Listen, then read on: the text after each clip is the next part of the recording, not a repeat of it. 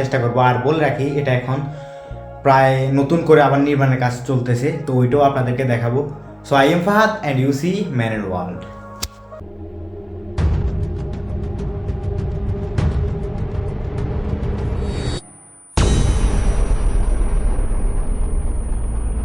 তো আমরা সেই জায়গায় যাওয়ার জন্য একটি সিএনজি ভাড়া করে নিই এবং আমাদের সামনেই আমার একটি ফ্রেন্ড অপেক্ষা করছে এবং তাকে নিয়ে আমরা ওই জায়গাটায় যাব। আর সিএনজি থেকে একটু প্রকৃতিটাকে দেখুন।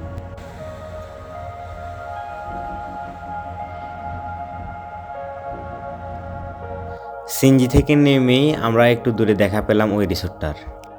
আমাদের সামনেই আমাদের সেই কাঙ্ক্ষিত রিসোর্টটা, ওই রিসোর্টের কিছু অংশ আমরা এখান থেকে দেখতে পাচ্ছি।